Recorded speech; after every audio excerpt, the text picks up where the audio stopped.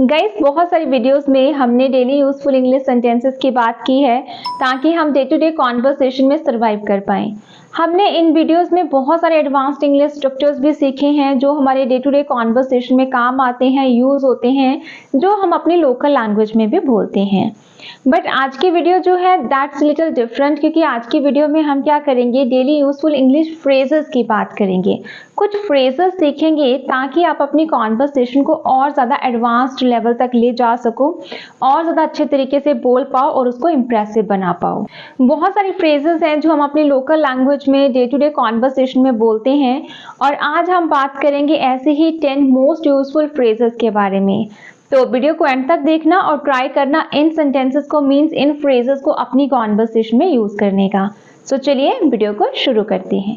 आज की जो हमारी फर्स्ट फ्रेज है, मीन्स जो इडियम है, that is a tall order. A tall order, इसका मतलब होता है कोई भी डिफिकल्ट टास्क, जो भी मुश्किल टास्क है, डिफिकल्ट है, उसके लिए हम यूज करते हैं अ टॉल ऑर्डर। जैसे उसको समझाना मेरे लिए मुश्किल है, मतलब मुश्किल काम है, मुश्किल टास्क है। तो आप क्या बोलोगे, making him understand is a difficult task for me. तो आप बोल दोगे डिफिकल्ट टास्क की जगह पे a tall order for me. Making him understand is a tall order for me. इस प्रोजेक्ट को टाइम पर पूरा करना मेरे लिए बहुत मुश्किल काम है, मतलब ये मेरे लिए एक डिफिकल्ट टास्क है।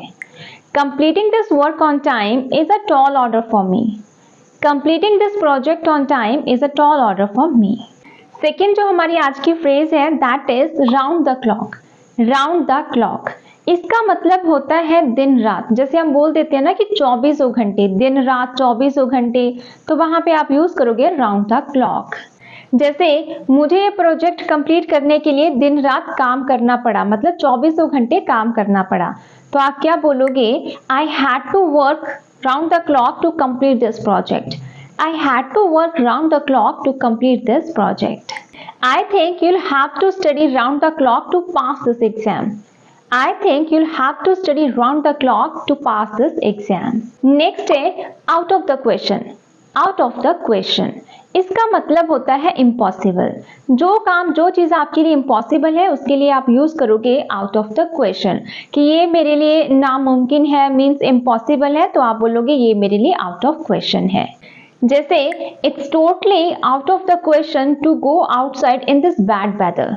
It's totally out of the question to go outside, या फिर to go out in this bad weather. आप वहां पे ड्राइव का यूज भी कर सकते हो। It's totally out of the question for me to drive in this bad weather. Learning English is easy but it takes time. You can't learn English in just 1 month. It's out of the question. उसको समझाना नामुमकिन है, तो आप क्या बोलोगे, it's out of the question to make him understand. It's out of the question to make him understand, या फिर it's out of the question to explain him. Next है take something for granted. Take something for granted. जब आप किसी को कोई महत्व नहीं देते हो, इंपॉर्टेंस नहीं देते हो, या तो फिर आप किसी को हल्के में ले लेते हो, मीन्स काइंड ऑफ रिफ रैफ, आप समझ सकते हो कि आप किसी को ऐसे ही समझ लेते हो, वहां पे हम बोलते हैं टेक समवन या फिर समथिंग फॉर ग्रांटेड। ये बहुत ज़्यादा यूज़ किया जाता है और हम अपनी लोकल कॉन्वर्सेशन में कई बार बोलते हैं कि मुझे हल्के में मत लो, तुमने उसे हल्के में क्यों लिया। तो वहां पे आप यूज़ करोगे टेक समवन और समथिंग फॉर ग्रांटेड। जैसे don't take it for granted, इसे हल्के में मत लो, don't take it for granted. You shouldn't take him for granted, he is very smart. You shouldn't take him for granted, he is very smart. तुम्हें उसे हल्के में नहीं लेना चाहिए, वो बहुत स्मार्ट है। ऐसे कैसे तुमने उसे हल्के में ले लिया, मतलब ऐसे ही समझ लिया। तो आप बोलोगे how come you took him for granted. How come you took him for granted. Next है few and far between. Few and far between, इसका मतलब होता है बहुत कम, शायद ही कभी, रेयर, या फिर रेयरली भी आप बोल सकते हो। इसका एक और भी फ्रेज है, मीन्स इडियम है, जो हम यूज करते हैं once in a blue moon, मतलब बहुत कम। तो जहां पे भी आपको बोलना है बहुत कम, शायद ही कभी, कभी कभार, तो आप बोलोगे फ्यू एंड फार बिटवीन, या तो फिर once in a blue moon, दोनों में से आप एक यूज कर सकते हो। जैसे opportunities come in our life few and far between. We should recognize and make the best use of them. Opportunities come few and far between in our life. We should recognize and make the best use of them. Next अगर हम अपनी phrase की बात करें, that is very interesting, जहां पे आप बोलते हो have a shot eight. Have a shot eight, इसका मतलब होता है टू ट्राई समथिंग न्यू। जब आप कुछ नया ट्राई करते हो तो वहां पे आप बोलोगे हैव अ शॉट एट। किसी काम के लिए, किसी भी चीज के लिए, किसी अपॉर्चुनिटी के लिए आप बोलते हो कि इसका यूज करो, मतलब इसको ट्राई करो, कुछ नया ट्राई करो, तो आप बोलोगे हैव अ शॉट एट। जैसे I decided to have a shot at decorating my home by myself या myself। मैंने अपना जो घर है वो खुद डेकोरेट करने का, न्यू ट्राई करने का सोचा है या फैसला लिया है।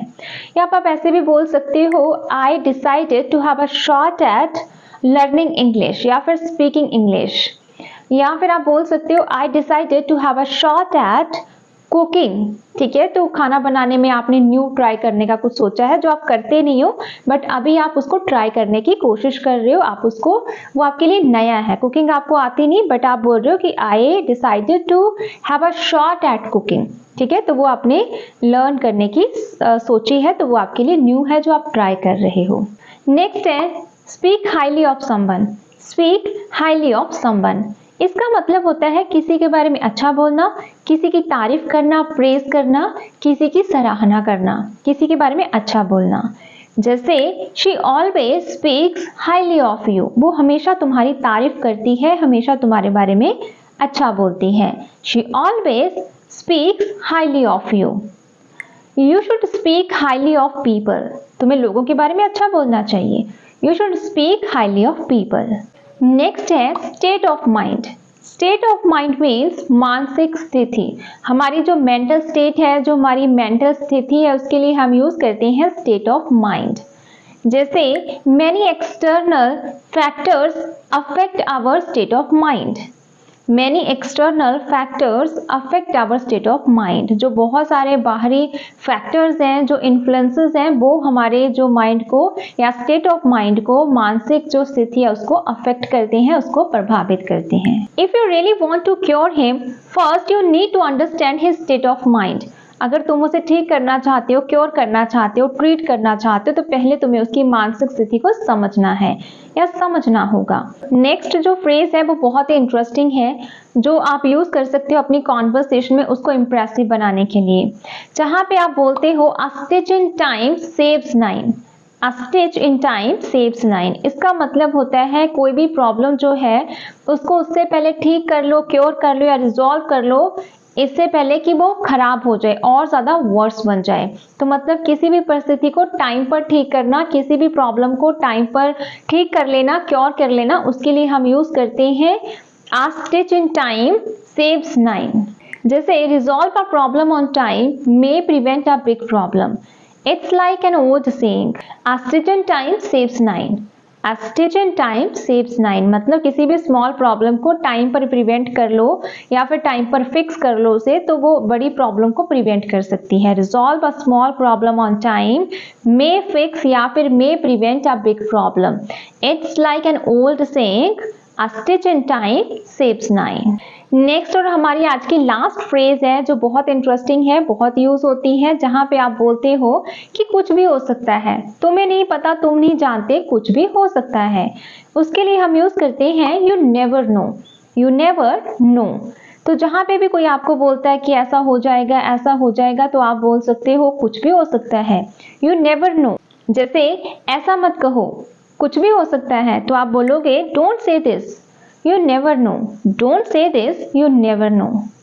Why are you thinking that India will not win? Why are you thinking that India will not win the match? You never know, तुम ऐसा क्यों सोच रहे हो कि इंडिया मैच नहीं जीतेगी? कुछ भी हो सकता है। Why are you thinking that India will not win the match? You never know, कुछ भी हो सकता है, कुछ नहीं कह सकते तुम। सो गाइस, बहुत ही इंटरेस्टिंग है ये फ्रेजेस और बहुत ज़्यादा यूजफुल है, आप भी अपनी कॉन्वर्सेशन में यूज कर सकते हो। जहाँ पे भी इन एक्सप्रेशंस को आप अपनी लोकल लैंग्वेज में बोलते हो तो ट्राई करो कि आप उनको इंग्लिश में यूज करो। So all right guys, I hope कि ये वीडियो आपको पसंद आई होगी। अगर पसंद आई हो please like and subscribe my channel for more content. Next मिलते हैं न्यू वीडियो में विद न्यू स्ट्रक्चर्स, सेंटेंसेस और फ्रेजेस के साथ। So till that time all the best, good luck, bye bye, keep learning.